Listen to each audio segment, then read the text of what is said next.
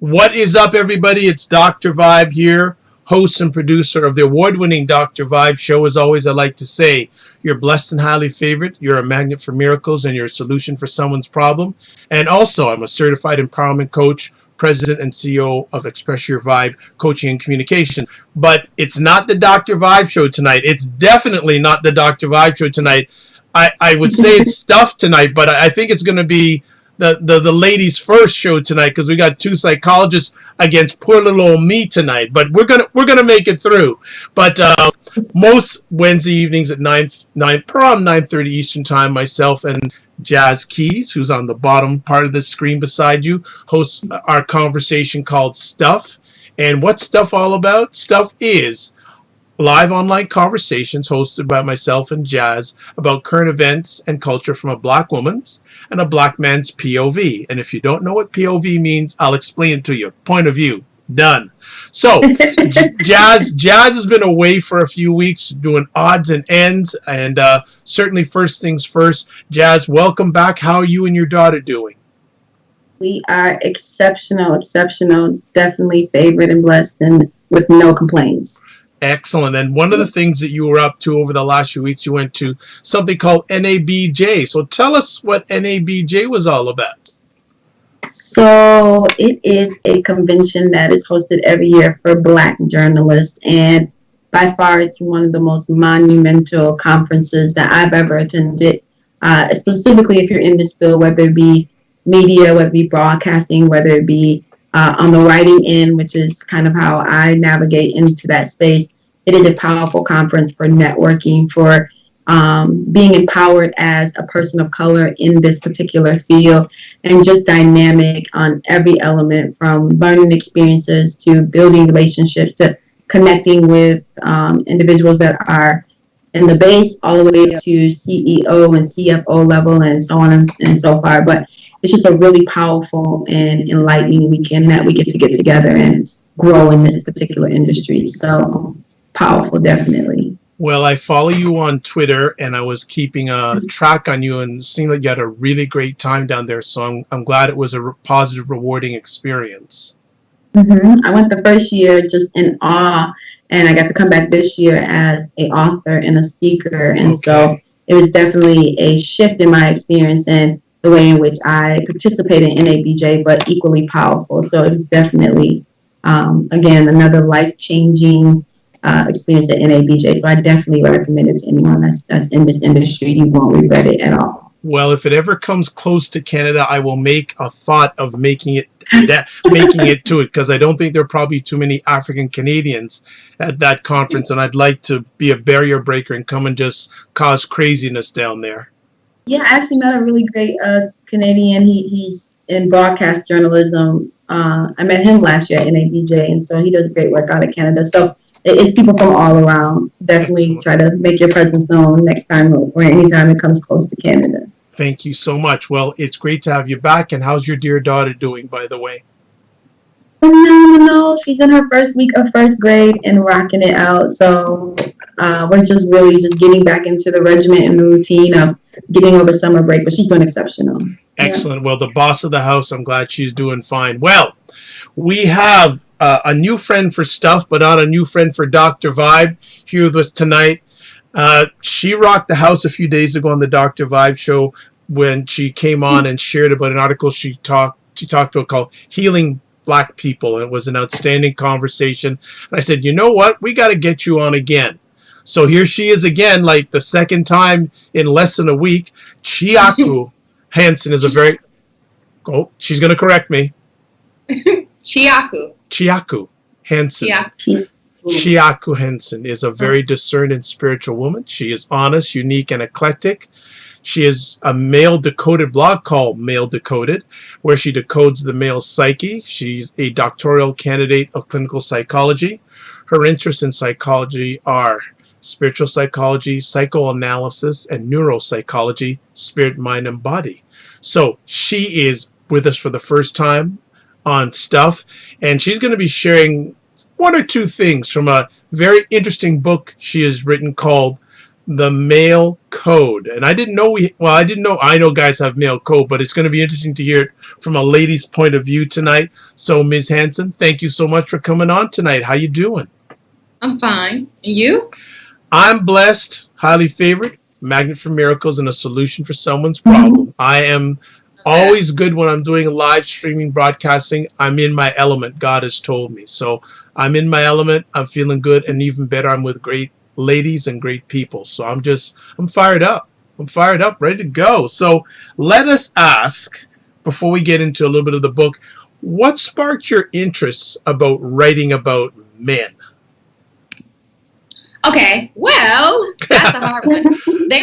Men have always been, because I live a very spiritual, traditional life, so I don't waste my time, like sex out of wedlock, that's not my thing. Like, dating, that's if it's not courting for marriage, I don't waste my time. So I grew up with a father in the household. So, I have a different way of moving. My parents have been married since they were like 18. So I have a different way of moving when it comes to like dating, and a lot of, I have to protect myself is what I'm saying. And so I was always kind of confused about the mixed messages that men give. And I just asked for prayer one day at church, and and this lady was like, "You have the gift. You're the one that's going to like bring understanding to this." And I was like, this lady's crazy. And she was like, no, you are the one. Right. This is the reason why you came up for prayer today. You're the one that's going to figure this out. And I was like, I'm completely confused about male behavior. And she was like, you have the gift. And I thought the lady was burnt out crazy, but it seemed like I just started praying about it. And then it just became like God just started giving me epiphanies and started just revealing things to me. And then I just started becoming more understanding of I can't explain it. I'm not going to say it happened overnight, but it was like prayer. And it was like me just concentrating more and analyzing it and bringing like an analysis to it. And one day my friend and I were talking, and I was like, and we were just putting our heads together. We were just putting like, she was just telling me certain things she noticed about male behavior. And I was like, I've noticed this too. And she was saying, we should start a blog. And I was like, I was thinking the same thing. And so I said, how about I start it? And then, let's start talking about what we know. We may not know everything, but let's talk about what we do know. And so she was like, fine, that's perfect. So she totally flaked out on me, left me hanging. And then I said, hey, what happened to our blog idea? And she was like, well, I came up with a name, but as far as the blog thing, I'm not really interested in writing and all that stuff. And I'm like, I love to write. So she was like, well, hey, we're decoding behavior, so let's call it like male decoded. So I was like, okay, perfect. So she left me behind, and I just started writing, and I started getting views, and it just got bigger and bigger and bigger and bigger. And then people started emailing me and asking me for advice. And then I started asking people started emailing me for sessions. And then I decided to turn this into like a business. So I created my own website. I wrote like a book that you can order online. It's like you can get an ebook. It's an ebook, so you can download it. And I just talk about male behavior from like a psychological perspective, spiritual and psychological perspective. And it's objective. I'm not male bashing. I'm not singling anybody out. I have a lot of male followers. A lot of males like the blog. And I just talk not about traditional dating, not about like ratchet stuff or like reality TV stuff, but about actual behavior from a male perspective. I just talk about what I know. I don't act like an expert in all aspects of male behavior, but I talk about what is revealed to me through God, through men who help me as well. A lot of men help contribute to the perspectives that I come up with. And I read a lot of books. And I have the background in psychology. I'm a doctoral candidate. So I just kind of like put it all together and I developed this thing. I like it. It's really cool. Well, if you didn't like writing about men, it'd be a very big uphill journey. But I'm going to head off. Jazz, do you have any questions at the present moment? No, not at the present moment. Okay, I will continue. I will continue to flow here, and I know you'll jump in. So, yeah, over. How has the circumstances of having parents that have been together so young and so long affected your thoughts about men? Well, okay, not only were my parents married at like 18, everyone in my family was their mother and their father. So all I've ever witnessed is two-parent households within my family. All my cousins were raised with their both of their parents. All of even on my mother's side of the family, people were, you know, the family members were raised with both parents. So I've always witnessed like two-parent households within my family. It's a big thing in my family. Like, oh, you knocked her up? Time to get married. You know, that's the thing in my family. So it's a big impression of like the man is very important. He needs to be in the household. He needs to be involved in his children's life. And that's just what it is. So for me, I kind of have that same, I have I'm a permanent woman. That's what I say. I'm not a woman you can just date. I'm not a woman you can play with. I'm not a woman you can discard. I have that. I was born to be a wife, not just a girlfriend, or not just someone that you just date and fool around with and play around with. No. So I think it kind of shaped me in that perspective, just watching like two people always be together and never talk about divorce or separation, and always watching, you know, people in my family have both parents, and even if times were bad, it was still like, we're not getting a divorce. Like, divorce is really not an option in my family. So it's like, even if things are not perfect in the relationship, because I'm not saying everything's perfect, but even if the marriages aren't perfect, people in the family stay married. So that impacts you. It impacts you. It shapes how you see things and how you think about things and how you allow yourself to be treated and how you respect yourself and how you carry yourself. You know, like, for example, I'm not looking for a father in a man. So I can tell when a man, how he talks to me, if he's trying to, like, remember we talked about transference the other day. I can tell if he's assuming I don't have a father, because in the black race, since the 1970s, the black man has been missing in the household. So I can tell when a man is talking to me, assuming I don't have a father, because I've checked men, like, excuse me, I'm not looking for a daddy. I have one. I have a father. And they're like, oh, and they like shift gears right away. So I'm not off obviously if I was off, they would say, what are you talking about? You know, so it just kind of shapes the way you carry yourself, I guess. Okay. Jazz, anything yet? I can keep on going. I can't hear you now. Oh, sorry. Jazz, anything yet? Because I can keep on going here. No, I'm just actually absorbing a little bit. Okay. I have started sharing on my Facebook. Okay, So we have some no problem. Hey, that's no problem. But we'll kind of jump into the conversation first, and then move from there. No problem. Mm-hmm. So let's get into the book. Why did you write this book? Why did I write this book? That's a good question. I wrote the book because I was like, what are the 5 things that I feel stand out with what I watch on TV, reality TV? Because I watch reality TV for like fun, just to like analyze people. I don't know if you do the same thing, Jazz, but I do that. And like, I read a lot of books. I'm a reader. Books are my friends. So, and then I have a lot of friends, and then I'm in the psych field, so I meet a lot of people. All cultures, all races are drawn to me, and people talk to me. They just vent and just tell me things. And so just from listening and gathering things, I was like, what are like the 5 things that I notice continuously, like a pattern within different cultures, within, you know, people with different backgrounds that shows up a lot. And so that's what made me just pick 5 things that I wanted to talk about, that I think, not to say you're going to have a perfect relationship, that 5 things that I noticed with like kind of mistakes that women make when dealing with men. Be it their father, their brother, their friend, their neighbor, their boyfriend, or their husband. It's just, you know, kind of something I came up with off the top of my head. It was just a crazy number. I could have said 10 things or 20 things, but I said, I'm just going to stick with 5 things that I think I know, you know.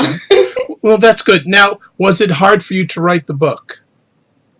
No, it free flowed, because I've had the blog since 2010. So it's like I've collected things that people have written to me. There has been times where I have opened up emails of things personal things that have word out to me, and it has made me cry.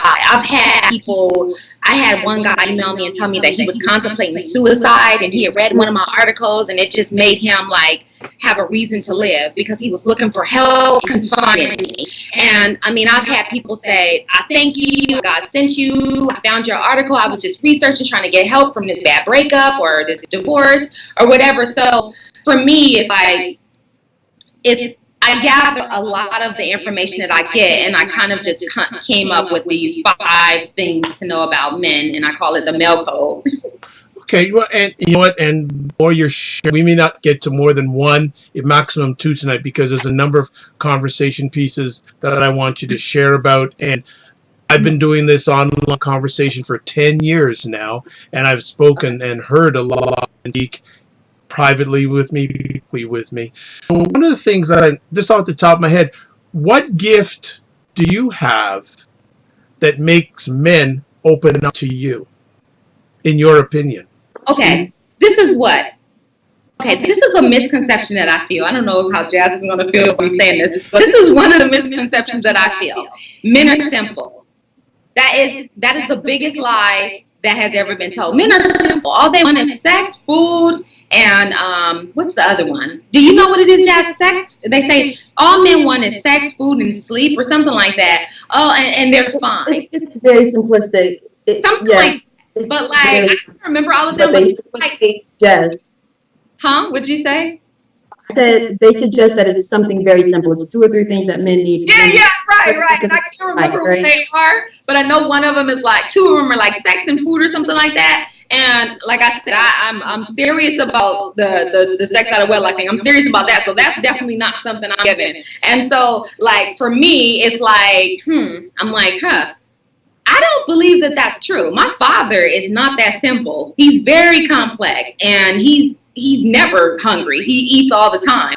He and my mother have 4 kids. So I've knocked 2 down right there. And I can't remember what the other one is, but they kind of simplify men and say, oh, they're just these simple creatures. And I don't believe that. I think that men are just as complex as women. I think people are complex in general, and men are not exempt from that. I think everyone is complex. I think it's layers to who we are. It's not just a black and white thing. I don't think you can just simplify women, and I don't think you can simplify men. So I think that because I root for men, I'm I don't know. I didn't grow up hearing negative things about men. I'm not a male basher. For me, and I love men. So I think that's what made me design a little, LG-coded thing. Yeah, I'm a fan. I back men up, especially black men. I'm the biggest fan. I always say that. So for me, I think, that's where it all comes from. I don't believe that men are simple. I think they're more complex, and that's what made me design this website. And men, they like it. They're like, thank you. Thanks for not male bashing us. Thanks for not putting us down. They like that I'm coming from a psychological perspective, because that's pretty safe. For men, that's safe because they don't feel judged, and they don't feel like I'm writing them off, or that I don't come off as an angry woman. That saying that they say about us. I don't want to even repeat it. You know what I'm talking about, Jazz? I don't come off as an angry woman, I guess. And I think that we like to black and white people. We like to say either you're this or either you're that. And so I don't come off that way. I come off that. So I think that's what makes them feel comfortable. As you want to keep on, are you ready yet? Because I can keep on going. No, so I'm actually kind of excited to jump into, and I know we're only going to have enough time to really cover one or two, which is fine, because I think that I'm excited to kind of get the umbrella open and see what kind of pours down from there. I'm pretty sure we're going to get into a multi-layer underneath each point.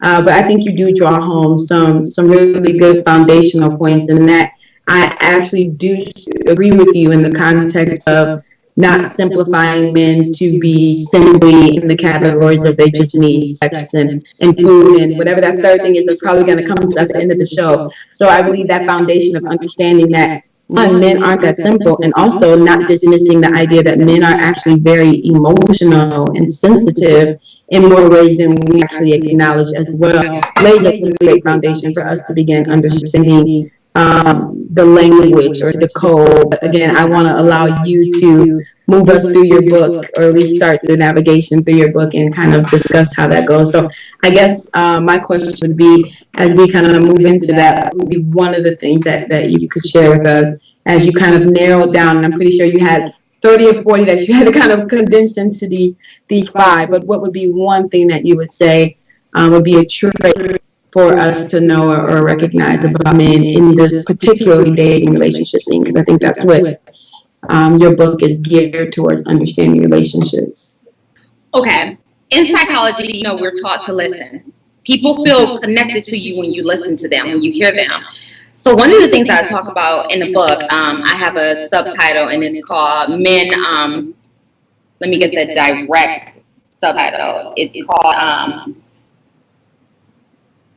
Silence Drives a Man Crazy.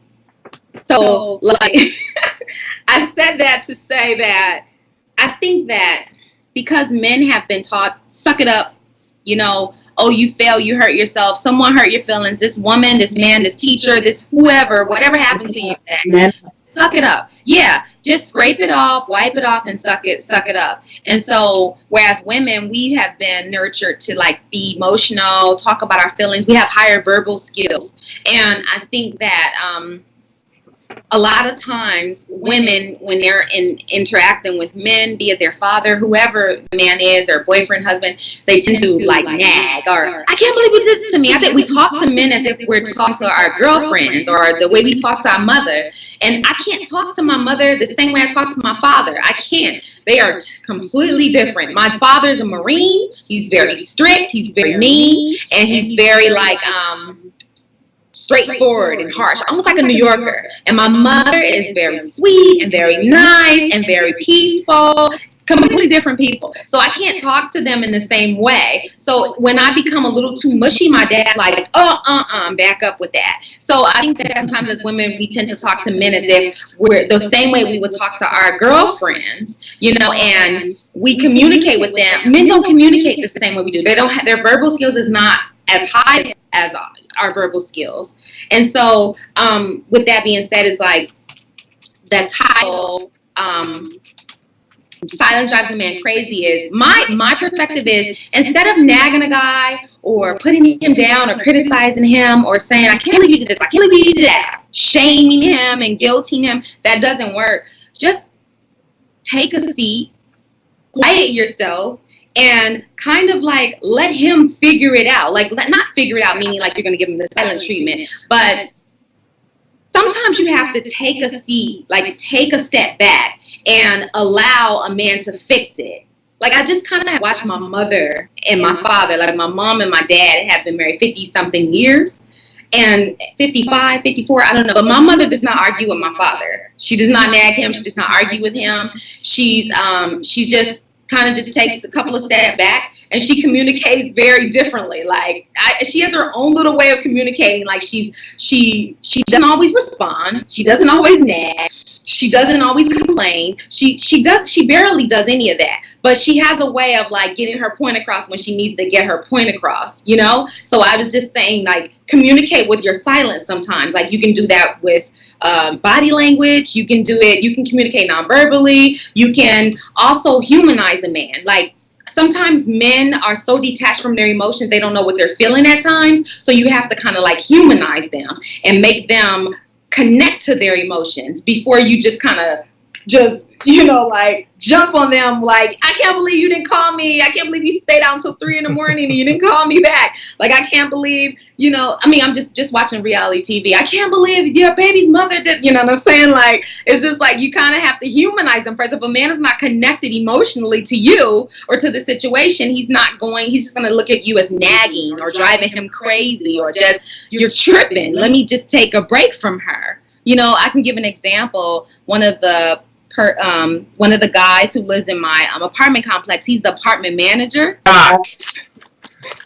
Okay, so you were just really getting into some, good stuff already. So the guy who lives in my apartment complex, he's my friend. He's been the apartment manager for, I would say, a year. And he said something that was insensitive one time. I was a little sad. I had a sad day. You know, you just have a sad day instead of a bad day is a sad day. And he said something that was really insensitive. And I didn't shame him or guilt him. What I said was, I don't feel that your response is emotional. I feel like it's an intellectual response, and I'm kind of emotional now.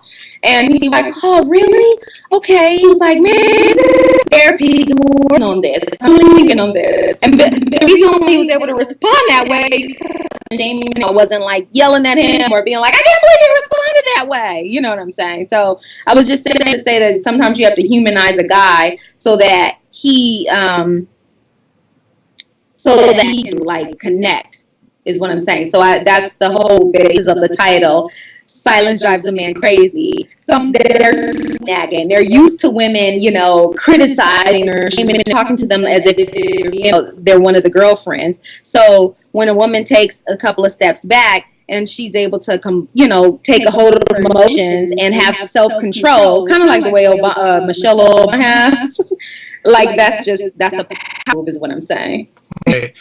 Before we move any further, we are so blessed and highly favored. We got two outstanding people watching this epic conversation live. We had mentioned Dr. Tachi, but we're also joined by Dr. Marvin Thompson. Dr. T is also watching this.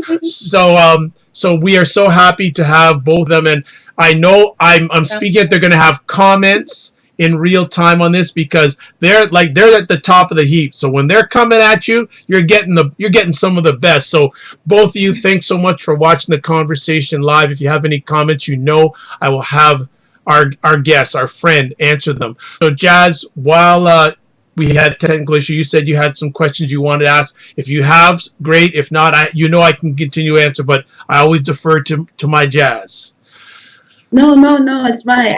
The questions I have are kind of all-encompassing that I think are more segues that kind of wrap up the entire conversation. Okay. Some from people on Facebook and some that are just like overall questions about traditional versus non-traditional women and some of those things as we move towards the end. So I'd like to kind of get her into the core. Well, I have a question for it's a very interesting title you gave us. Silence drives a man crazy, because many people think men don't say nothing. They keep quiet. They don't like to talk. But you're saying the thing that a lot of people assume men are is the thing that drives them crazy. Do you understand where I'm coming from? Yeah. So it's a very interesting approach because then Dr. T and another gentleman, Glenn Barker, we hosted for a year and a half conversations about men.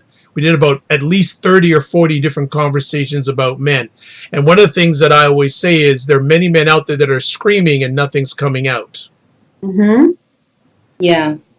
And those are a lot of times the men that end up doing negative things.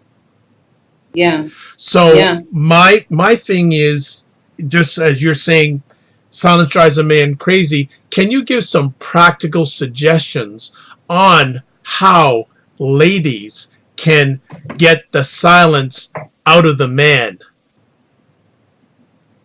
I think when you take a couple of steps back from nagging or criticizing or judging, men naturally, they will open up. I've had plenty of people apologize, like, I'm sorry if I said something like in this way, or, now that I've been taking a psych class, I've noticed that, you know what I mean? Like, I've had plenty of people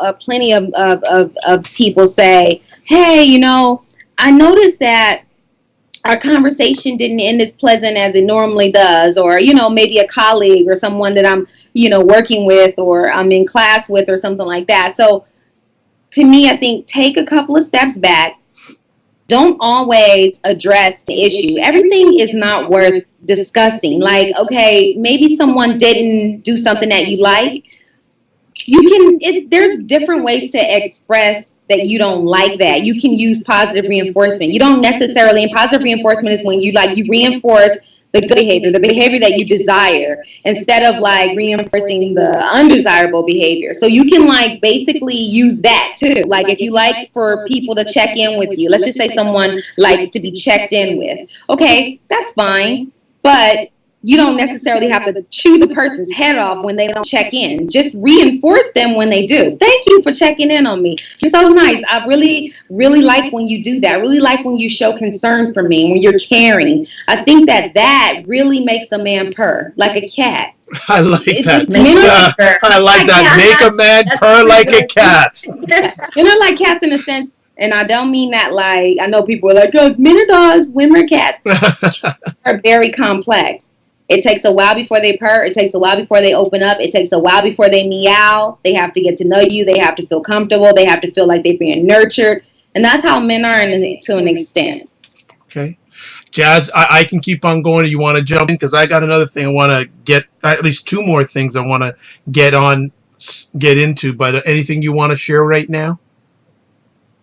I think I'm just really just absorbing, Okay. and I think that you're giving a lot. One of the points I do want to just reinforce is I think that it really makes sense to take some of the things that you're saying and put it in a very like a way that's easily to be applied, because we can converse about these things, and at the end of the day, what some people are going to be listening for is to say, okay, well then what can I do differently starting now? And I think one of the powerful things, one of the powerful communication tools that you just offered was the use of positive reinforcement, which is instead of being so, hell-bent and focused on putting emphasis on what you don't like, make sure that you are instead directing that energy and that focus to praising and giving, admiration and attention to the things that you appreciate, and to not reduce that to being very like pat on the head like, but just truly expressing genuine appreciation for those things that make you feel full and make you feel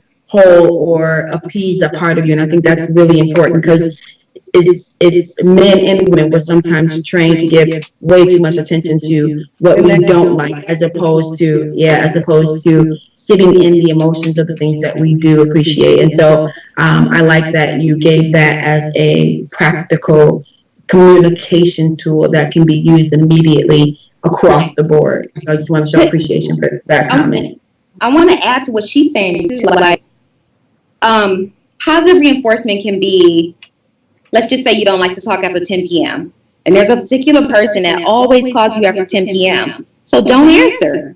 You don't answer. Don't answer and say, why did you call me after 10? I told you not to call me after 10. I specifically told you not to do that. That's doing the opposite, because you're still reinforcing that person because they answered. So that means they're going to continue to call you after 10. Just don't answer. And when they call you at 9:39, it doesn't even matter if it's 9:59.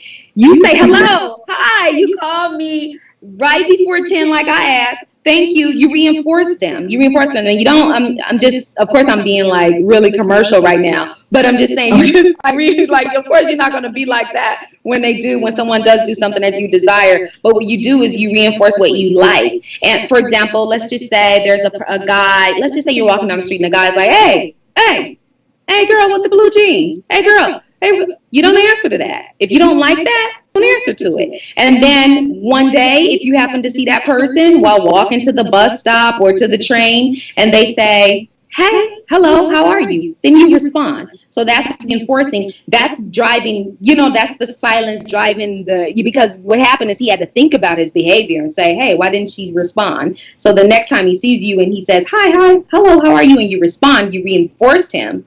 You see what I'm saying? You positively reinforced him. So that's the silence that I'm talking about. You don't have to always speak on the negative. You just reinforce the positive, Okay. Just adding to what she's saying. No problem. I want to roll back to something you said even before we got into this area of the conversation. Men want safety. And that's a very interesting commentary, because many people would say, men like risk taking. They like to be on the edge. Where do you get the thought process to say men want safety? I think that it just depends on how the person grew up too. Depends on their environment. It depends on what their relationship was with their mother. But I think we all kind of want safety to an extent. I think we all need to feel safe, and we all need to feel loved, and we all need to feel accepted. And I think that men, because I'm a male decoder, I would say men need that a little more, because society doesn't say to nurture the man. Society says nurture the woman. the woman's emotional, she's out of control. You know, that's the stereotype. And then men are like, oh, they don't have feelings, they don't have emotions, they're just these logical, intellectual people, they built the world, you know, they run the world, you know. And that's not necessarily true. There's a balance, there's a gray area to it as well. It's not black and white. Okay. So I have a question about that particular statement in the context of men needing safety. Would you say that there's different, that safety looks different from men than women, or what would you say embodies or a woman? I would say yes. If I had to answer that question, I would say yes, that safety does look different for a man and a woman, because a woman, okay, meeting you, upon meeting you, the first thing I noticed, okay, there's transference, positive transference, but it's still transference. She's black, I'm black. She has locks, I have locks. She has a background in psychology, I do too. She lives in Chicago, well, Illinois, my sister lives in Chicago. Those are, off the top, we can connect a little, you know, we can connect a little bit. Whereas men are, it's not like that with them when they meet a woman. I don't think that they are like, oh, okay, you grew up in this city, and oh, okay, you like to go fishing too. Okay, they still have to feel like some type of emotional connection to you, you know, in order before they open up. They still have, it's something that they need deeper. So I do feel safety is different I feel like it is different for a man and a woman. You know, I don't think men just open up and start spilling the beans and talking about their childhood and talking about, you know, things like that off the top. Like, I barely know anything about Dr. Vibe. You haven't asked. So creating a safe environment for a man is more of like nurturing the ability for him to connect emotionally and opening up, whereas women, it's more surface level than deep rooted. Did I understand that correctly? Yeah. It's more instantaneous. I think, just jumping in as the only man in this conversation, I think that one of the key things, and I have some evaluated experience on this, the importance of safety. And building on that, men will reveal their true selves if they're in a safe environment. It's a very, very important point. And Dr. T's on here, and he's had a lot of experience with mentorship of men, myself and others. One of the strong things that I've learned over the last 10 years is that when I have men on this show, they will say things that a lot of times they've never mentioned before or been too nervous to say before, and because they feel that they're in a safe environment. You will get true manhood in a safe environment. And not only that, but Dr. Vibe, you also have you are very easy to open up to. You're very calm, you're non-judgmental, you're nice. I think that makes people feel more relaxed, you know? Like, I think that plays a part too. I've had plenty of men tell me, you understand me, you really get me. I have a colleague, there's a guy, he's in my cohort, my doctoral cohort, and he talks to me a lot about a lot of personal things, and he says, like, you get me, you really understand me, you know when I'm bull. Can we curse on here or no? No, don't go there. He says that you know when I'm BSing. This is what he said. You know when I'm BSing. You know when I'm being for real. You know when I'm playing around, goofing around. You know when I'm acting, because he's an actor too. He says, you know when I'm being like psychological, like very like psychoanalytic. He's like, you just know me. You just get me. But I'm not even trying to. It's just that I think I aim to understand instead of like box people in categories. You know, I'm not going to say, oh, you're from this particular city. Oh, you come from this particular background. So this is exactly how you are. That's not how we're taught to understand in psychology. We're not taught to let me group you. No, everyone is an individual. Well, and Dr. T just made a very good point that, and I'll just share it right now. He said, safe for most men means not being judged. Mm-hmm. Yeah, I think I was going to mention that when we were kind of evaluating what makes for a safe environment for a man. Is it's one thing to create this opportunity for someone to feel open. It's another thing to respond in a way that makes them go back to being guarded. And so I think that's very important to understand as well, that non-judgmental element is what continues the flow of engagement and reciprocity in this opening up between two people. Is once I put it out there, it's how well is it received? Is it something that is mentioned later on? Is it something that I feel slighted or judged or I regret telling you? That definitely diminishes the safety net that is given when someone does decide to open up. So I think Dr. T really drove that one home. So thanks, Dr. T. Thank you, That is Doc. so true. Yeah, and so when you talk with men, can you tell if they're not secure? They're not secure in themselves. Because you've communicated with so many men in a positive manner? Do can you get a feel when you can tell a man does not feel secure in himself? I can tell if someone is narcissistic, or if someone has a self-secured, sense of self. Yeah, I can tell. I can tell when it's an act. I can tell if it's, for example, I crossed paths with someone from New York the other day, and I live in Los Angeles. You know that. And so you know how it is in Hollywood. Everybody knows somebody, And so this person was just like, I work with this guy, I work with Timberland, I work with Missy Elliott. If I was to die tomorrow, my funeral would be lit. And I'm like, why is, in my head, he didn't know what I was thinking, but in my head, I'm like, why is he putting on? Like, why is he trying so hard? But he wanted to impress me. But it was totally unreal. It was false. It was his false self. It was a false self. It wasn't his real self. He wasn't really telling me anything about who he was. He was just telling me about how great he was and how successful he is. If he was to die tomorrow, all these celebrities would be at his funeral. You know what I'm saying? So yeah, I can tell. I can tell. Let me ask, how much in your opinion, does society and culture have an effect on the male code? On the book itself? Well, you have some things that you say people should know.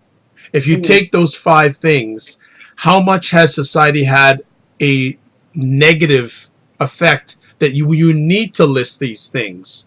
So how much? So excited to hear this. Pardon me? I'm so excited to hear this part because I'm really big about like how much is authentically who we are and how much is social conditioning.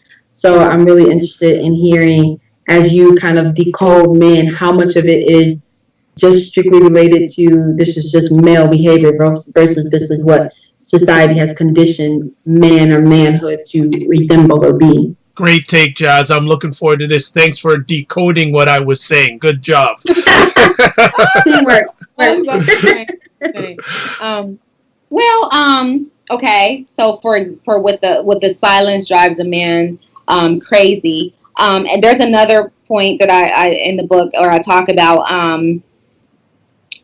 standing up for yourself. So that would be, in some cultures, women are not taught to stand up for themselves.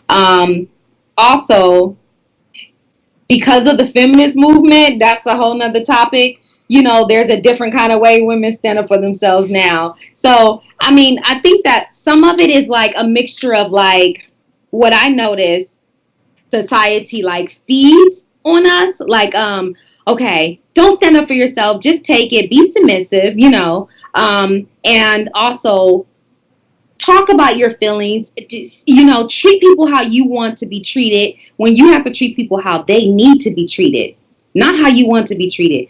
That is transference. You have to treat people the way they need to be treated. Some people are like to be nurtured. Some people need space. Some people are moody. Some people, are very needy. It just depends on the person. So I think it's like a mixture of like, this is what I noticed like society has fed on you, and then this is just kind of what I noticed that a lot women tend to do a lot in relationships that aren't working for them, be it their father, their brother, your colleague. I think it can apply to men in general. It doesn't necessarily have to be romantic. Okay, Jazz, you want to go on that? But okay, so I look at one of the things, or many of the things that you said tonight, and my question is how much of a man's raising affects the different aspects of the code. Like you've given us one, and there's a number of things we've chatted about here, and I just find it I think that a lot of men are confused. And I want to build on that. Actually, here's a comment I want to, the conversation piece. How is feminism in 2017 affecting manhood in your opinion? Well, that's a loaded question. Well, that's why I'm Dr. Vibe. Okay. I'll just say, I'm just going to speak from a Black perspective at this point. You know, Black men need their own program. You know what I'm saying? Because of how they have been beaten down by society. No man in history has been treated like the way the Black man has been treated. So you can't take a prescription for another culture or race and apply it to a Black man and say this is going to work, because their treatment and what they have been through in society is much different. So I feel like because of how Black men have been beaten down and emasculated, I feel like the feminist movement is I feel like we're more powerful than our men. Black women are more powerful than Black men at this point. Because the Black woman was taught to be mentally strong and the Black man was taught to be mentally weak and physically strong. That goes back to our slave days. So point. Black women are the most educated group amongst all the races. According to research, Black women are the most educated group amongst every race. And definitely amongst men, of course. So with that being said, Black women are more powerful than their men at this point. And in other races, it's the opposite. The man is always forefront. So for me, I think the feminist movement, and this is going to upset a lot of people, but I think the feminist movement in particular for Black people is not necessary at this moment, because our men are so, I feel as a whole, not individually, are weak because of how society has emasculated them, and how, you know, the Black woman has been the head of the household since the 70s and 1970s, where the Black man started, you know, was missing from the Black family. So I just think that we need a masculine movement. We need, like, you know, like a feminist movement, we need a masculine movement for the Black race. So that's just my opinion. You know, I think we need Black men, we need strong Black men. Do not call me a strong Black woman unless you can say that there is a term called strong Black man. Until there is a term called strong Black man, I do not want to be referred to as a strong Black woman, because that almost implies I'm standing alone. We have too many queens. We don't have enough kings. You know, and that's my opinion. We need a masculine movement. We don't need a feminine movement. We need men, Black men, to raise their families, to be there, to be present for the Black woman, to love the Black woman. We need more Black men being loyal to Black women. You know what I'm saying? If you know what I mean. And that's my opinion. You know, and I know that's going to piss a lot of people off, but I think that Black women would like to believe that the feminist movement is necessary for our race, because as a whole, they would like to believe, oh, women, we are still, well, you know, we're still under men. We need this movement, but it's a little different for Black women, in my opinion, you know. Okay. This is my perspective. Jazz, anything you want to add or feed on that?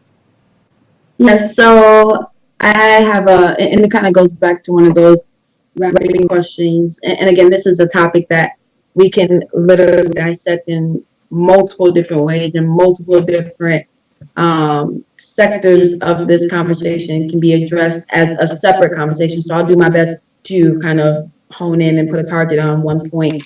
In regards to your book, that was one of my questions, is meaning that you did come from a very traditional style home, and that you do base a lot of, you know, your observation and conversation from other women and experiences, and the psychological component definitely has a powerful play in your outline of the book.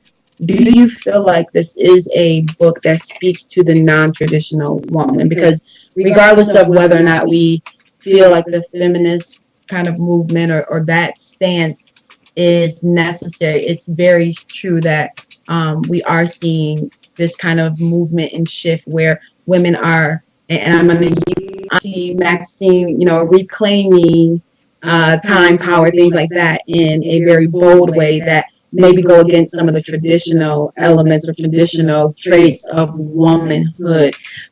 In the light of your book, do you believe that there's still perspectives in there that speak to? I'm going to be honest with you.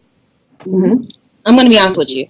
I don't cater to worldly behavior. No, I don't. And what I mean is I'm not of the world. I'm never going to not be honest with who I am. I'm never going to say, to hide who I am and what my spiritual beliefs are, or not even beliefs or knowings are, you know, to for someone else. If you can't, if you don't like my perspectives, and if you don't like my position, there's other people that you can connect with, and that's and I'm not see, the thing about me is that I'm not coming from a narcissistic like space. Like, I know everything and you should agree with me, and if you don't, you're crazy. No. You know, if you don't like the way, you know, my disposition, if you don't agree with me, you can zoom in to someone else. You can connect with someone else. There's a lot of people out there that talk about some of the things I talk about. And so, hey, I might not be for everyone, but what I can say is that I try to be as objective as I can, and I try to like reach everyone's perspective as much as I can without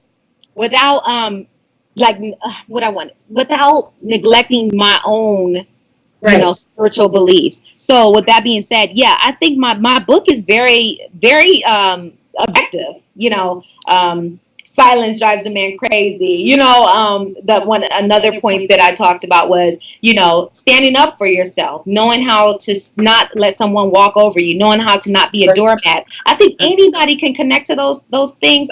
Now, I do talk about 3 other things, and I think that they're objective as they can be. Now, if you go to my website, some of the things that I talk about, you might not be able to connect with if you're not the kind of spiritual woman I am. And then some things you will be able to connect with, because at the end of the day, I am spirit, you know, first. I'm still mind and I'm still body. So it's like I can see both perspectives. I'm still I'm studying to be a psychologist. I'm a candidate. So I'm objective. So for me, I try to reach as many perspectives as I can. You know what I'm saying? But I'm not going to be like, girl, go out there and, you know what I mean? Like, it's some blogs, and I have read some blogs, and I'm like, like, this is not my style. You know what I mean? So, honestly, the reason for asking that question is to be able to process everything that has occurred thus far in the conversation, and even those who I hope will, myself included, be a supporter just in the context of I truly do want to understand, you know, what you're saying. I think it's valuable and universal in a lot of concepts, but also being okay with understanding that the way in which each woman or each person decides to approach and decode men, there are some very universal things, and there are some things that are going to differ depending on how you choose, like you said, to approach your understanding of how you want to aid and enable in a relationship, or how you want to stand as a woman, or how you want to assert yourself in your femininity. And so I actually made that point to make sure that it's understood across the board that, yeah, there are universal principles that you're discussing, and it's okay to understand that you come from a very traditional spiritual space, and some things may resonate and some things may not, and that's okay. And so, and I'm okay with that. Yeah. I've always known I was different, and like, you know, I'm okay with that. Like, John Gray has a PhD in psychology, and he talks about men are from Mars and women are from Venus, and that's his perspective. Some people like it, and some people are like, do not even go there with me. You know what I mean? Like, they are just not fans of the Mars Venus thing. But I like the Mars Venus perspective. You know, so when you can tailor things the way you want, you know, in life. And if you like it, you like it, and if you don't, you don't. You know. Well, you know, that is good stuff, and that's strong, but that's you, and that's your being, and that's your core. Dr. T has 2 great questions for you, so I hope you're ready, because Dr. T is coming strong. He says, he's asking first, do you think black women can share space with black men? What does he mean by space? Okay, I'll ask him to elaborate. I'll give you a second question. He says, given the history of black women being put over the black male, how have we woke up enough to move to a shared model of roles? No, we have not. We have not woke up enough. That's kind of what I'm talking about too. I I haven't witnessed anyone, a lot of people saying the things that I'm saying. So no, I feel like we still need work as a people, as a culture. I think that we're still like trying to figure things out. I mean, we have like so many people, so many black revolutionists, you know, today, like, you know, we have the Dr. Umar Johnson, you know what I'm saying? So like, you know, that's one person. You know, it's a lot of people talking, I mean, you know, today. So no, I can't say that we're ready, we're there yet. I can't. Until we understand psychologically, you know, black psychology, until we understand about the post-traumatic slave syndrome, until we understand why our black men are the way we are. I'm going to say this. When I was in college, this was like, I believe, 2003 or so. Farrakhan came to my university and he spoke to us about black women expecting too much from black men. And he was saying because of how their experience in slavery and because of how society has treated them, that they are not exactly what they should be to us and they are not where they should be, but we have to work with them, be patient, and help. And at that time, I was like, what, 20? So I was like, yeah, right. You know, no, step up. You know, that's how I was. But like now I'm 34, you know, I didn't even have my bachelor's degree in psychology at that moment, whereas I'm a year away from having my doctorate in psychology. So I'm a way more toned down. I totally agree with him now, and I understand exactly what he meant then. That doesn't mean that you get like a pass to be an ASS. It rhymed. I wish I could curse because it rhymed. But it doesn't mean that you get a pass. It just means that we need to be more sensitive to each other and we need to like reinforce each other too. Like I find reinforcement to be very like helpful. I mean, I use it a lot instead of, because I know what black men have been through and I know that they don't need to be like growled at and yelled at. There's still a need for, I'm sorry. No, ladies first. Go ahead, Jazz. I was wondering if I'm relating this to Dr. T, and maybe you can help me understand too.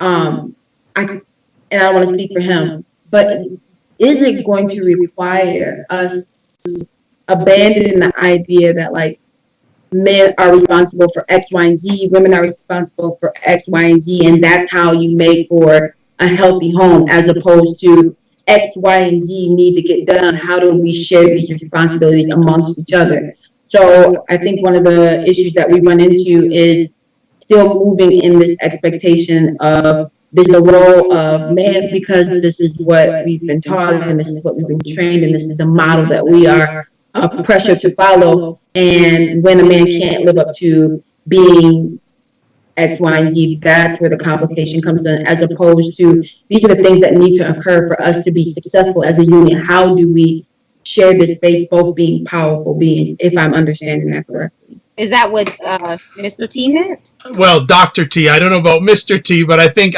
that's what he means. I think he'll comment in the side if it's not correct, but I think that's what he's gathering. So I agree. I think I think I said Mr. T from you remember the Mohawk? Yes, from the A team, the A team. I don't think a black and white thing again. I think it's many answers. It's a loaded question. I don't think it's black and white, but I think that as black people, what I will say, we talked about this the other day. We tend to, because of our transference issues, and because we're used to a lot of negativity, and because of our childhoods and our environments, we tend to connect with people that we don't like a lot of times. And you have a choice with who you connect with. If you don't like someone, if you don't like the way they're talking to you, if you don't like the way you're being treated, you have a choice to disconnect from that person. So a black woman does not have to be unequally yoked. A black man doesn't have to be unequally yoked. You don't have to say, well, I know that our black men are at this state right now because of post-traumatic slave syndrome and blah, blah, blah, so I'm just going to settle. No, you don't have to do that. You don't have to be unequally yoked. But I'm going to be a psychologist. As we are a people person, you know, I'm a people person. So like for me, I'm speaking, you know, like for a group. But as far as what person I would choose, no, I'm not going to settle. I'm not going to be unequally yoked. I'm going to choose, you know, I would choose right. Okay. Yeah. One thing, and Dr. T has just put a comment in the side. I've asked him to explain it further, but something I want to get back to in regards to standing up for yourself. People, listen to this. And I'll tell you, one of the easiest things it is for a man to do is to quit. Okay. So when I think it's a very interesting point you said, stand up for yourself. I think for a lot of men these days, it's very difficult for them to stand up for themselves. They feel beat down. They don't have an identity. They don't know what a man should be anymore, because everywhere they turn, they're getting different messages on what they're supposed to be as a man, and they have so much time just trying to stand inside themselves. They can't stand up for themselves. You know what? Then I have to ask what their belief systems are. Like, what is their spiritual belief system? Because now, if they believe in God, then they shouldn't be looking for a man to be their God anyway. That's idolizing, you know? They need to look to God to know who should be, and they need to look within their self. If they're not a believer, they need to look within themselves and be true to themselves. The reason why I know who I am is not because I watched TV or I read some book or because my mom and dad taught me anything. Actually, because of the environment I was raised in, I'm probably supposed to be more of a conformed mind, but I have my own mind because that's just who I am. I took a lot of time to learn myself growing up. I was very quiet. I was very insightful, and I've always been analytical and always been very spiritual. So that's why I know who I am. I know who I am supposed to be. I cannot tell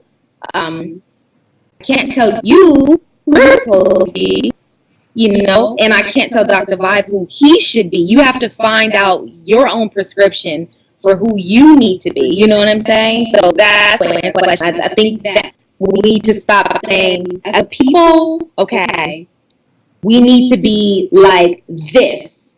And what I mean by that is we need cool, or we need to have this car, we need to be at this level. You just need to be true to yourself or whatever. But also, I think that black men do need to be at the forefront of their race. I don't know how they're going to get there. They have to figure it out, but So I think Dr. Vibe, to speak to what you're saying in the context of having an extreme of confusion as it speaks to understanding what men, masculinity, and a provider and a father and having all of these roles and no clear understanding of how to serve in those roles. And so you're kind of knocking around and making mistakes and then getting beat up for mistakes you make because you don't know, and then you're trying to kind of stay in the clear. It makes it very difficult to navigate. And I think conversation for us to table at some point would be attempting to kind of give some insight into man and woman kind of aligning with understanding who you are, understanding connecting to purpose, understanding how to undo and unwire some of the things that have been impressed upon you in childhood or from experiences. And I think that if we can kind of filter through a conversation and come up with some key points to help people find that point of being firm in their identity, then we are leveraging another powerful kind of conversation. Of course, we can't get into it tonight, but I think that speaks a lot to what you're saying in the sense of being able to really participate as a partner without having a strong sense of self or how you should serve in that role. And so I think that's a conversation for us to. I think that's another thing. See, the other day we talked about how psychology can heal Black people. I think that we need to address our individual self first too. That's why when I talk about like the male code and all those things, I'm talking about you addressing your individual self. You tailor how you want to tailor it, but like it's not. It's an individual thing too. Like I don't like tell people what they should do and what they should be. I kind of just like I'm informative. I'm more like psychoeducational. Like I just give information and then you tailor how you want. If you want to receive it, receive it. If you don't, you don't have to. But I don't act as if I'm like the expert of you. You're the expert of you. I think that because I am more psychoanalytic, it's all about your earlier experiences, your early child experiences, your transference issues, like how do you relationship?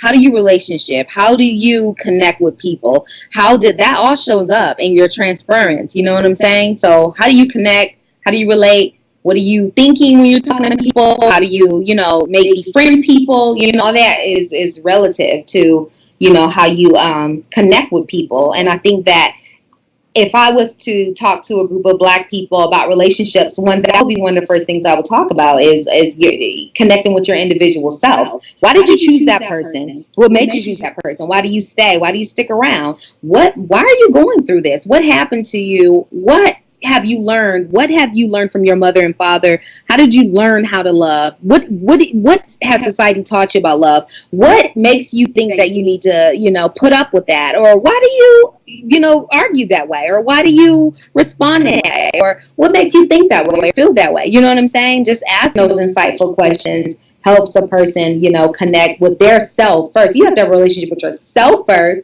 before you can even connect with someone else, Well, Dr. B keeps it going tonight. He should be on this conversation, not me. But he has another point he would like you to discuss. He says he's saying Black men spend more time with their children than other men. However, that isn't the narrative. As our men move to reclaim their families, will our women allow them to hold that space? That I think Black women need some work too. That's a really good question. But I think that Black women need some work too, because we've been the men for so long.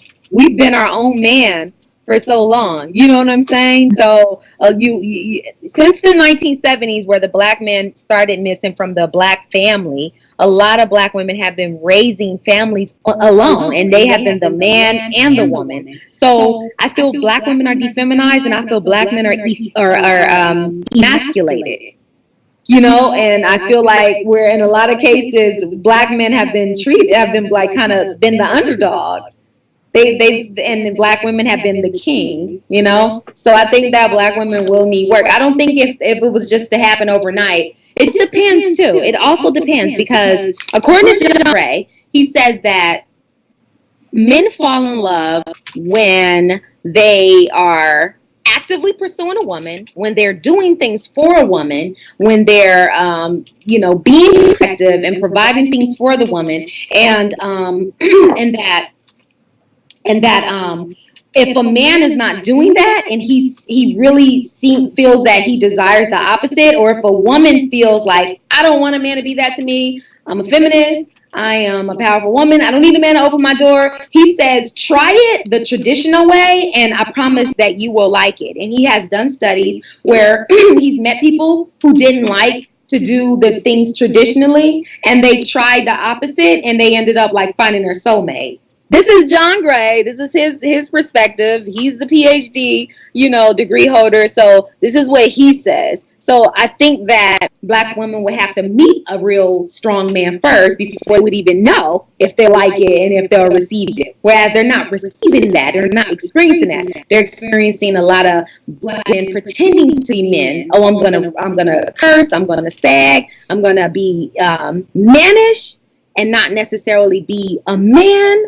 And I think that that's why it's easy for them to reject that. If they came across a Barack Obama type or maybe a strong man, maybe they would think differently. Like, I don't know. It just depends on the woman. Okay. Jazz, anything you want to add to that? Yeah, that again, I feel like a lot of our dialogue tonight is so complex in so many different ways that the conversation can literally carry on. I would like to. So I haven't completely bought into like all of the John Gray, but I understand a lot of what he's saying, and I do understand a lot of what she's saying in the sense of, I think that some of what we kind of exude as being strength and control and lack of desire for support from the man is not that as much as it is we are providers by necessity. And so exactly in that context, it does make it very difficult to move from this like warrior survivor mode into this essence of submission and femininity without the proof of true authentic companionship and partnership, and feeling like your survival and your needs aren't going to go without should you kind of decide to merge life. So I think I would like to say that it's somewhat of a misconception that women are just completely opposed to kind of sharing this space as much as it is. It's difficult to find someone to share this space. Did I said that too, right? Did I kind of say that a little bit? Yeah, absolutely. So I was just supporting that point. Said that, there is a part that women will, I believe, and I understand that research suggests that we would open up doors should we be in the presence of encountering someone who we feel like we could genuinely trust in enabling to push forward the family, forward life. And that's just at the bare minimum, not even talking about the intimacy and anything like that, just moving forward life. And so, so, and again, there's a space between like what masculinity, what femininity is, who belongs to who. I believe that we both internalize both of those energies, and men are taught to suppress their femininity and women are taught to suppress their masculine energy, and we both kind of possess both of those. And so that goes back to that question of how much of this is social conditioning as opposed to really understanding who we are in our natural state, which is a different conversation. But all in all, I think the answer... That's a Carl Jung conversation, because he's talking about androgynous. So, like, we have both those. These are loaded questions. That's why I like to kind of stick to like one thing at a time, because, like, I have the Mel Decoded website, and then I wrote the Mel Code, and I'm just talking about those 5 things. But I think that talking about the Black love and black love, I think that's a completely, we need to do another show for that, because we're like I feel like we're merging onto so many freeways right now, Well, that's why we have stuff. And that's why, especially when I say when you got Dr. Tachi and Dr. T watching, you better be on your A game, because they got some more comments. And after these ones, we'll shut it down because we've gone a little bit longer than I've probably you expected to. But the content and the conversation is so rich. So. And then I do have a question or comment that came. Okay, here's you see we're going. This is good. So okay, let it go. So first off, I'm going to speak to what Dr. Touch is saying. She says there is a misconception of what manhood is and consists of. She also says we live in a hyper-masculine society that often equates aggression with masculinity.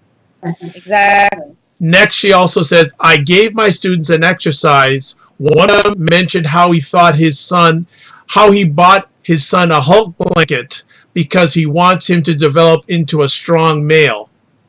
Interesting. And I think she has some more to say. But then Dr. T has a question. Do you think these times and conditions will be the catalyst for us breaking the historical cycles of I guess, Black men being put down, etc.? Yeah. So I don't know who that question was addressed to. I think that was from Ms. Hanson, but both of you can answer because both of you are psychologists. I'm just a host. I'm just a guy with a shiny bald head. That's all I am tonight, Who hosts epic conversations and amazing shows. So thank you for bringing that has these conversations, and pleasure's mine. Love stuff, and excited next week as well. So, but I'll go ahead and let her respond, and then I'll chime in on the back end. I mean, yeah, I think so. I think it's like, I'm trying to get my lighting together. Sorry, guys. I think that I don't think anything happens overnight. I think that we do need to be working unison, but we need to address our individual selves first. Because you can read a book, you can listen to me, her, Dr. Vibe, whomever you want. But if you are not addressing your inner self, your unconscious conflict, your psyche, you are only band-aiding an issue, and you are just grouping yourself. I see it all the time with the pro-Black group. The pro-Black groups, they speak about themselves in this narcissistic way, but it's like really just they're speaking about how rich the Black culture is, and they're just tailoring it towards their individual self. But it's a lot of unconscious conflict going on because their approach is so off-putting to so many people, whereas people will probably listen to me and her and you and other people before they would, you know what I'm saying? I'm talking about the people that aren't as rigid will probably listen to us. You have, when you want to reach people, you have to be objective. You know, you can't be like, you can't be rigid and like black and white and whatever, because people don't connect with that. People need to feel like you can relate to them. So I just feel like these are like things that are not going to never necessarily change overnight. That's like a group question. I think that individually, if you're working on yourself, yes, things can change for you. I mean, it depends on what your issues are too. You know what I'm saying? So I think things can change if you work on your individual self, but you can't fix anyone until you fix yourself. If you want to fix someone is what I mean. I hate the word fix, but I'm just saying. All right. Jess? Yeah, I think to answer Dr. C's question, I think we are in a pivotal time to make a major shift in redefining all of the terms in which we've talked tonight, whether that be family, whether that be the code and language of men and women, whether that be masculinity, femininity. And the reason why I believe that is because this is the most vocal we've been about how we feel. And so sometimes I think we look at some of the powerful or strong language of women, and whether women in the feminist movement or women that are very traditional, or we look at some of the language of men who are hurt and upset and frustrated, and we look at it with such a negative light. But I look at it as we're beginning to have some of these raw conversations that say, when you treat me like this, it hurts. And yes, I'm a man saying that I'm hurt. Or when I experience this from men, it makes me feel like this. Or yes, I am bitter. Or yes, I am frustrated. Yes, I am angry. And I feel like the rich emotions that we're bringing to the table is actually a way to shine light on issues that have been happening behind closed doors that we've just kind of swallowed as part of being a man or part of being a woman. And so I like the place that we're at, because we're willing to not back down from saying that I'm no longer willing to experience hurt at the hands of woman, love, relationships, man, relationships, any of these things. And so because of that, we're becoming more aware and more conscious of the fact that, men are sensitive. Women do need this. Men are looking for nurturing. Women do want someone to be their companion and help them move through life. And so although we're kind of in a tumultuous area and we're kind of in the trenches of all of this, what I believe is going to happen is these raw conversations are moving us to consciousness drives action. And once we're aware of something, we can create that shift. So I think we're in a powerful place to see what's going to happen over the next couple of years, because we are having some of these conversations that have never happened before in a public forum, if that makes any sense. Well, great final words by my beautiful and wonderful co-host to end this epic conversation on beautiful. I would have said one last commentary made by Dr. Tachi. She said, bell hooks mentioned that many of our movements failed because they were lacking a love ethic and overly concerned with cultivating Black self-esteem. I like that. Very well said. I have one question that I promised to ask. Yep. And I just wanted to clarify this. I had someone ask, for the title of your book, it talks about decoding the language, and then it also has like the subtitle for hand. Can you kind of give insight into what you mean by that for the reader? Because someone did ask me, like, why would you want to have upper hand? And I said, I'd rather you speak on why you chose that kind of verbiage for your title and what exactly that means for potential readers. So then we can close. I think, don't read so deep into it. Like, I think that when I say upper hand, I just mean being powerful. I think that we all we all want to be powerful, not powerless. You want to be powerful at work. You want to be powerful in relationships. You want to be powerful in your family. You want to be a powerful mother. You want to be a powerful wife. You want to be a powerful pastor or teacher, therapist, psychologist. Whatever you are, you want to be powerful in that, whatever it is, even if you're a janitor. And so when I say upper hand, that's all I mean. I mean, like, I feel like I personally feel that times have changed, and now women are chasing men, and women are more aggressive. And I feel like in a sense, a lot of women play the underdog in relationships too. So when I say upper hand, I mean like just gaining your feminine power back, your inner power back. That's what I mean. I don't mean like upper hand as in like having more power than the man, but just being powerful when you date. Be coming from a space of confidence and not like insecurity or desperation. But again, I cannot stress enough that with my book and with my website, I am tailoring it towards what God tells me, my discernment, my epiphanies that I get from observations, from what men tell me, from the conversations I have with women, from my background in psychology. And you can tailor it the way you want. I'm not telling you need to be this way. I am the expert at you. I'm going to continue to stress that, because what happens is that we start off talking psychologically, and then we end up speaking historically. Historical and psychological is like, yeah, they of course they cross paths and they correlate, but I'm not a historian. You know what I'm saying? So like, if I was going to address Black issues, I would want to speak to Black people individually, as well as speak to you as a group. But I would want to work with you individually, because you can't come from a space of like, this is the group and this is how I need to fix my issues, because your childhood, your environment, your experiences can be completely different from mine, and everybody has their own individual prescription. You know what I'm saying? Like, are you from Illinois? Are you from Illinois? Okay. But I went to school on the East Coast. So like, those are like, 3 different environments. You know what I'm saying? So it's just like our environmental experiences are different. Our childhood is probably, I'm sure it's different. You know what I mean? So absolutely. So I think to summarize what you're saying is, at least in a way that I can convey to the person that asked that question, is a reader is going to get 5 intricate tools or resources to help them kind of capture or gain the power, not an upper hand in a malicious way, but the power in dating and relationships. Correct? You say not in a malicious way. I am not against against men and men against women. I am for us all being powerful. Men being powerful, women being powerful, but we need to be respectful. But we have to address our issues in order to have successful friendships and relationships.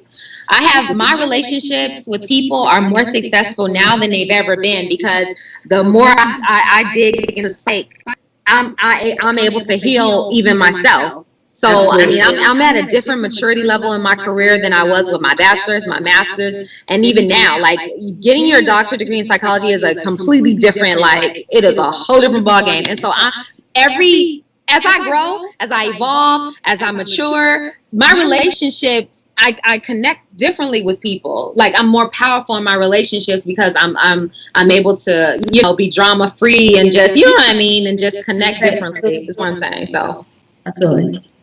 Well, on that note, Dr. Vibe survived the 2 psychologists. I'm still Black and I'm still bald. So there you go. I'm here. But Ms. Hanson, thank you so much for coming on. Wait, can I tell people where to get my book? Yeah, well, I was going to get to that. Oh, Easy. Don't cool down that LA style. Easy for a moment here now.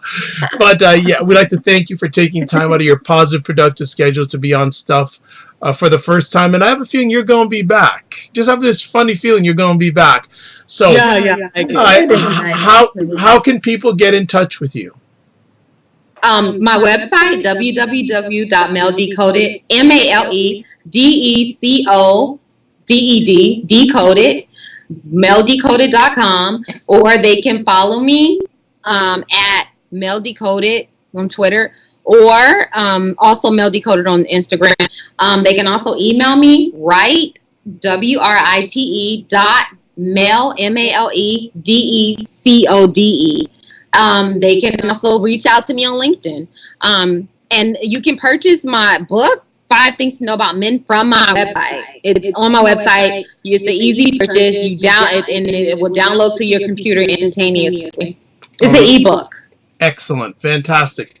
Before I have Jazz give her contact information, I'd like to thank two really special people, Dr. Marvin Thompson and Dr. Tachi, for making this an epic conversation tonight. They brought it with great thought process and great questions and great comments. And AKA Dr. Thompson was on a few weeks ago. Dr. Tachi is on next week, 9:30, Wednesday evening. She is going to rock the house, and she is one of the people I turn to first when it comes to media, pulp, and culture. She's going to be on it. Now, Jazz, how can people get a hold of you? Yeah, I'm a simple girl. You can find me on all social media outlets at Jazz Keys, JAZZKEYES. My website, www.jazzkeys.com. That is also where you can purchase my book. Instagram, Twitter, Facebook, everything is just at Jazz Keys. It's a pretty simple process of connecting with me. So, yep, or you can email me, info@jazzkeys.com. Excellent. And myself, I am the host of Epic Conversations and the producer of Epic Conversations. I'm Dr. Vibe. As always, I like to say you're blessed, highly favored, a magnet for miracles, a solution for someone's problem. You can catch myself and Jazz most Wednesday evenings, 9:30 p.m. time, right here, right now. It's a song by Van Halen, right here, right now.